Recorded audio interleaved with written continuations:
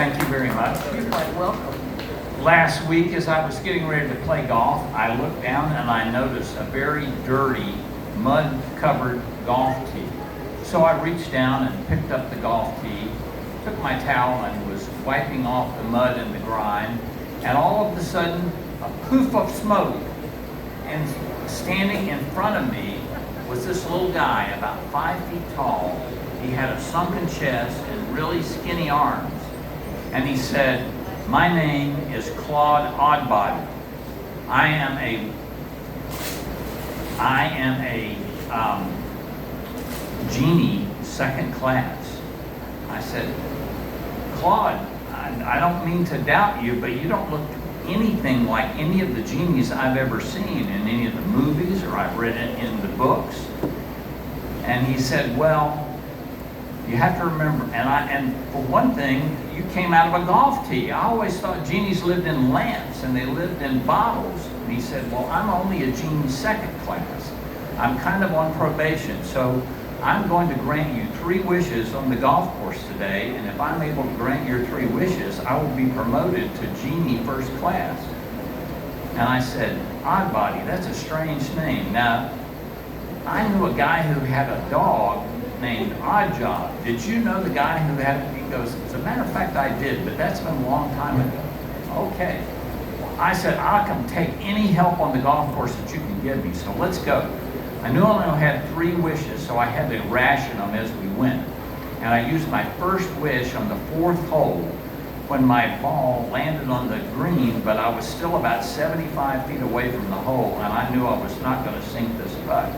So I said, "Claude, I need your help here." I putted, the ball started up, and I saw it take a left turn that I didn't put into the ball, and into the hole it went. So I knew Claude was legitimate. When we got to the toughest hole on the course, I missed the green like I often do when I play that course. So I said, "Claude, I'm going to hit this ball up. I need you to help it into the hole." So I pitched the ball up into the air. It took a right-hand turn, bounced a couple times and into the hole. This was going great. I decided to lead my last wish to the last hole, which was a par 3, and all I had to do was get a par and I would get my best round ever. I was so excited. On the left of the hole was a lake, and I didn't want to think about that when I teed off, and wouldn't you know it, my ball started toward the left. And before it got to the lake, I said, "Claude, my last wish is when that ball goes down the hill, make a little tuft of land for that ball to land on so I can hit it." And when I went up to the edge, sure enough, that golf ball was laying on a nice little piece of turf, and there was some sand there that I could stand on. This was great. I was going to get my par. So I took my club, went down into the water hazard, was standing on that sand and ready to hit it, when I realized this was quicksand, and I was sinking fast into the quicksand. So best I could, I whacked the golf ball, but instead of going onto the green, it only trickled over the edge of the cliff that I was on.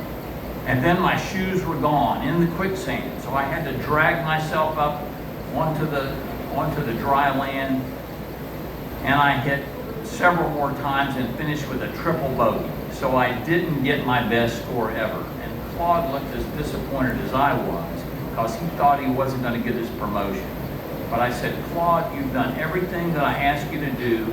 I proclaim as the owner of these 3 wishes, you have fulfilled the requirements to become a genie first class." And with that, he grew from 5 feet to 8 feet. His chest filled out. His arms filled out. And all of a sudden, I saw a great big puff of smoke, went up into the air and down into a Coke bottle that was on the golf cart. And I knew that Claude didn't want to spend any more time looking at golf courses, so I took his Coke bottle to a place where he'd be able to do people watching. And I put it in a very obscure position, so I don't think people will find it very easily.